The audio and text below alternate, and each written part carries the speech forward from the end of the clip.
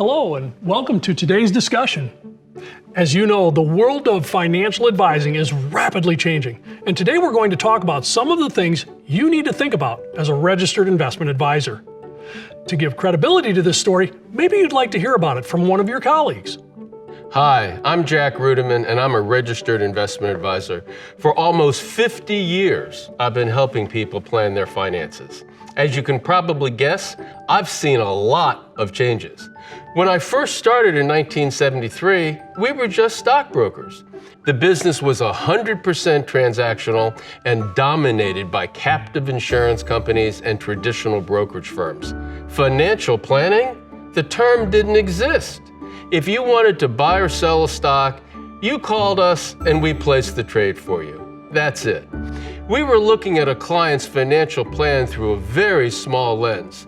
The focus was on what clients should buy and sell. In the 1990s, financial planning shifted to a more comprehensive approach. We began thinking about the bigger picture. We began thinking about why clients should own certain stocks and bonds. And we began to consider the value of life insurance, long-term care insurance, and securing proper estate planning documents. At AIG, our role and our offerings continue to evolve. Financial advisors now recognize that they need to play financial offense and financial defense for their clients. What does that mean? Financial offense is the process of adding assets to the portfolio, maintaining consistency with the client's risk tolerance, and planning for what you anticipate happening over the course of the investor's lifetime. Financial defense is the process of preparing for the unexpected. That may include car insurance, homeowners insurance, health insurance, disability insurance, life insurance, and long-term care insurance.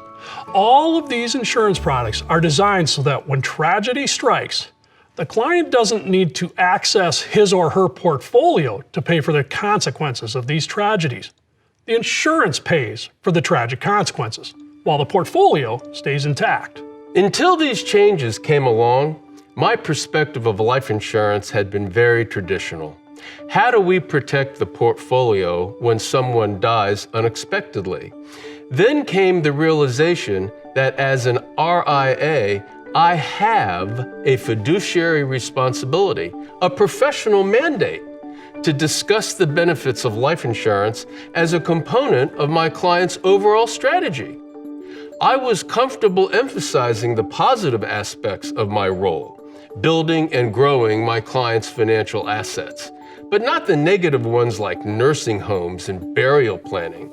No one taught me how to have these conversations in a positive, meaningful way.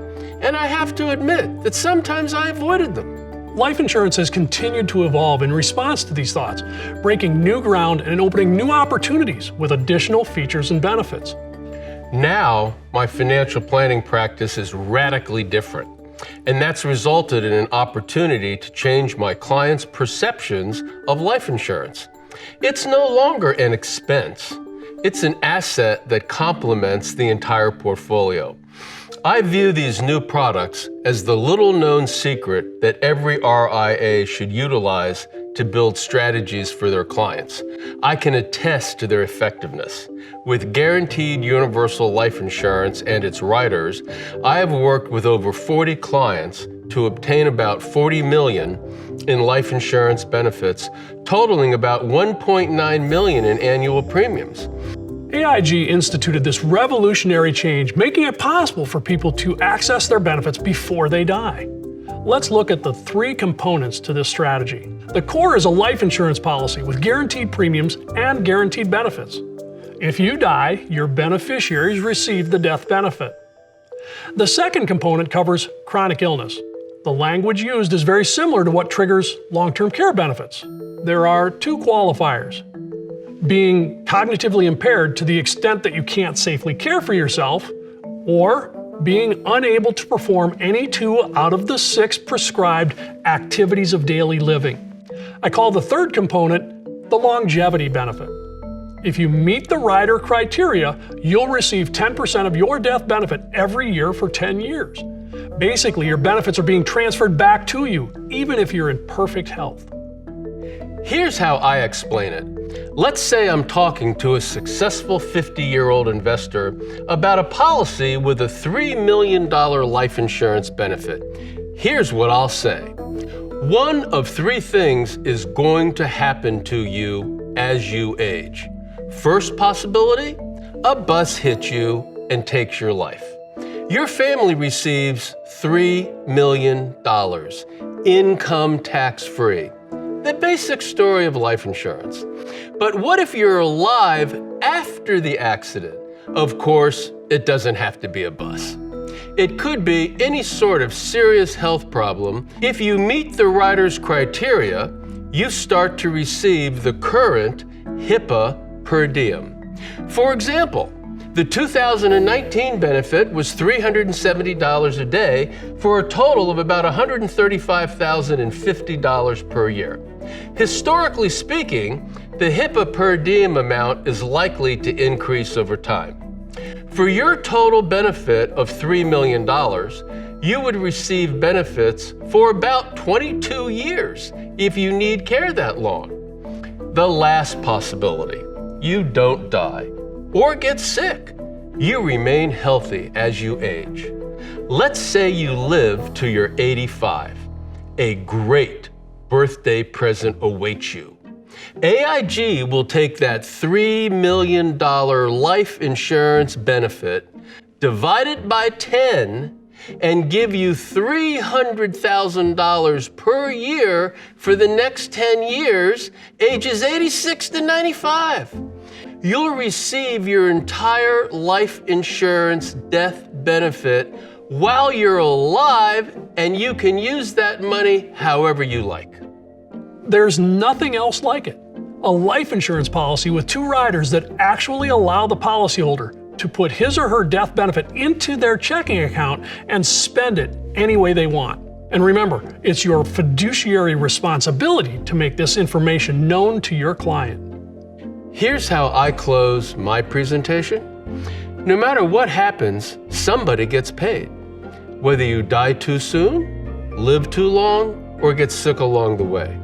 These payments protect the portfolio for your client, his or her surviving spouse, and family. There's also an important benefit for you as a financial advisor. It preserves the assets under your management so you can continue to plan your client's financial future and possibly establish relationships with those individuals designated by the policyholder as power of attorney. Financial advisors who don't initiate insurance conversations are missing out. When you clearly articulate these benefits to your clients, you're likely telling them something that's never discussed with other financial advisors. It sets you apart in the best possible way. If the client declines the life insurance policy, I make a note in my file documenting that I have fulfilled my fiduciary responsibility. Then I take one last step. I email them a review of the recommendations I've made, including a notation that they chose to decline. That documentation is essential because financial advisors can be sued for what they do suggest as well as what they fail to suggest. Beyond that, I never want a client's children to ask me years later, why didn't you do anything to help my parents prepare for healthcare expenses? Or, why didn't you advise my parents how to avoid running out of money at age 85? Instead, I want them to look back and see how I've served their family, offering the best possible solutions, both short-term and long-term. I went from a skeptic to a believer. From distancing myself from life insurance to fully embracing its benefits for my clients. Don't take the long road I took. Step forward with confidence and watch how you strengthen your ability to serve your clients.